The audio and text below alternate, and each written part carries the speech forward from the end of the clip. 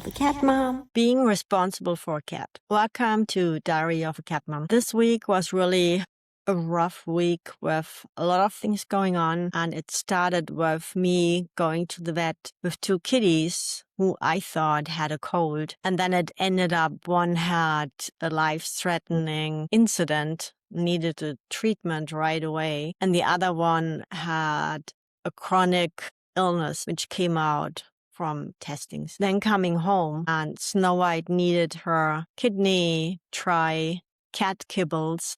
It just was a lot going on all at the same time. And I started thinking about being responsible for a cat means a lot, and it's really no difference than being responsible for another living being. If it's feeding or making sure they're drinking enough or eating enough or going to the litter box or getting their medical treatment or being happy and healthy and can enjoy life too. And while I was thinking that, I listened to an interview. He compared life to somebody gives you a car. And if all what you do is looking at the car and having the car in the garage, but you never take the car and drive the car and take the risk of having perhaps an incident or an accident, or that you have to learn how to drive it, then is that really life? That you can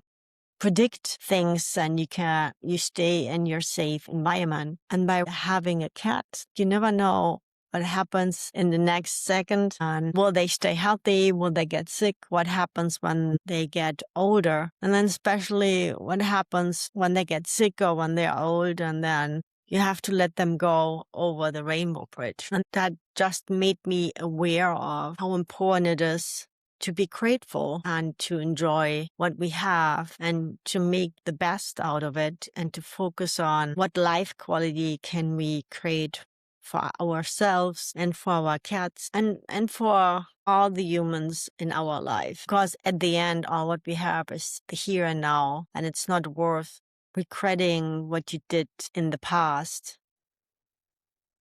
or regretting what you didn't do in the past or worrying about the future.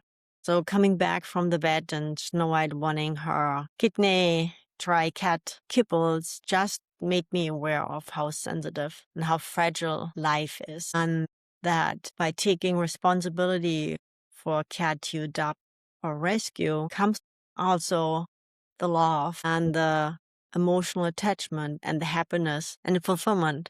How do you experience being a cat mom, dealing with that, the good times, the bad times, and the times in and between? I would love to hear how it is for you. So thank you so much for joining me of this episode of Diary of a Cat Mom. There's always another story, another lesson, another insight waiting to be shared right around the corner. Check out my next video and join me for my next entry. Bye. Diary of a Cat Mom.